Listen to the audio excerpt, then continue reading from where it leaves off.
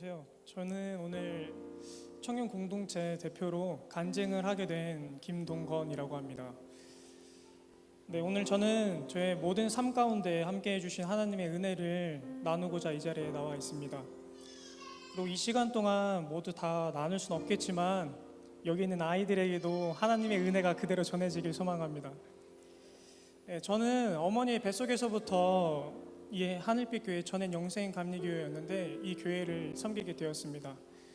그리고 하나님은 어릴 적부터 교회와 어머니를 통해서 하나님을 알아가게 하셨습니다.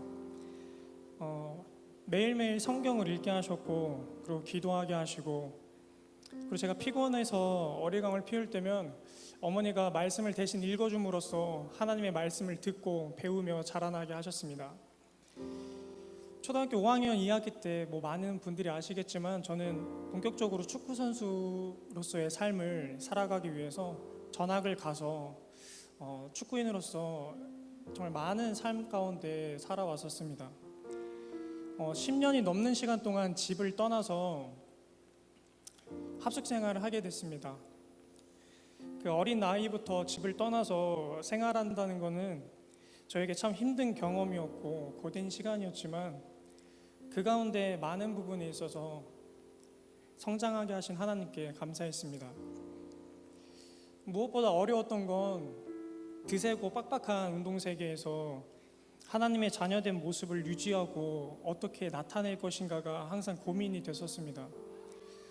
그 가운데 하나님께서 저에게 주신 말씀은 매 순간 하나님 안에서 담대하라는 마음을 주셨고, 그리고 세상 가운데 내가 함께 하겠지만 그 가운데 구별된 삶을 살아갈 수 있도록 하나님께서 날마다 마음을 주시고 인도해 주셨습니다.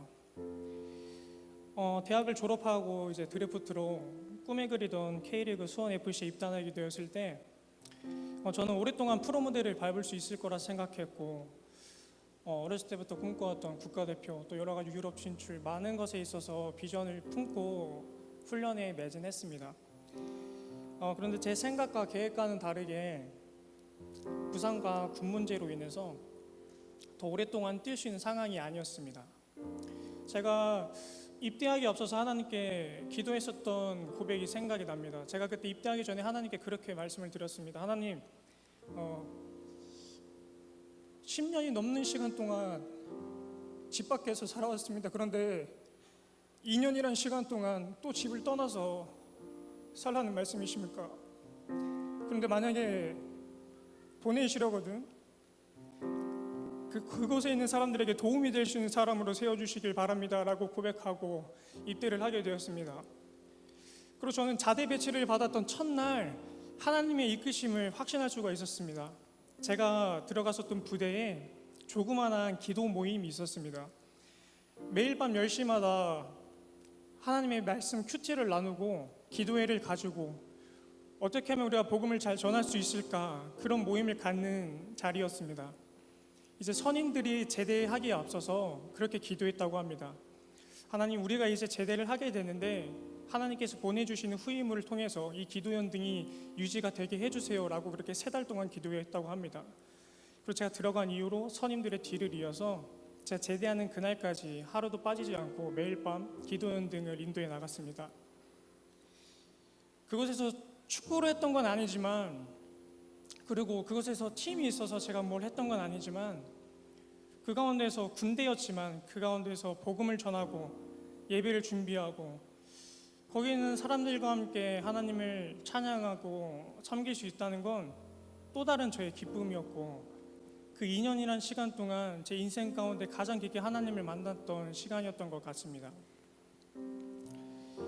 제가 군 제대 후에 이제 하나님이 저를 어떻게 사용하실까 매우 궁금했었습니다. 하나님이 저를 어떻게 부르실까 궁금했었습니다. 그런데 생각지도 못하게 하나님이 청년 회장을 맡게 하시고 하나님 앞에 더욱 힘써 예배를 준비해야 함을 알게 하셨습니다. 저는 일도 잘하지 못하고 능력도 많지 않습니다.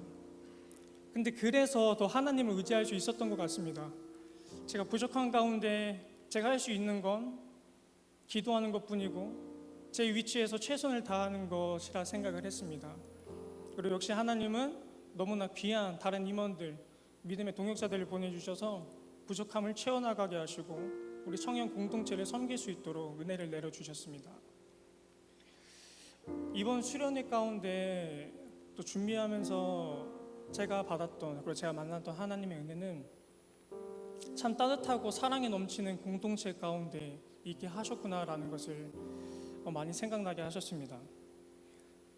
수련회에 앞서서 저녁 기도회와 새벽 기도회를 통해서 수련회를 기도로 준비하게 하셨고, 더욱 하나님을 의지하고 중심을 하나님께 둘 수 있도록 하나님께서 함께해 주셨던 것 같습니다. 그리고 이번 수련회 주제 헤세드, 은혜를 다시 한번 묵상하게 하시고 이번 수련회 가운데 어떻게 임해야 되는가를 하나님께서 다시 한번 일깨워 주셨던 것 같습니다. 수련회 기간 중에 설교 말씀과 그리고 청년들의 간증, 그리고 함께 찬양하며 예배하는 가운데 하나님은 제 마음을 어루만져 주셨습니다. 제가 무얼 해서가 아니라 그냥 하나님은 제 존재 자체를 사랑해 주시고 존중해 주신 하나님을 확신했습니다.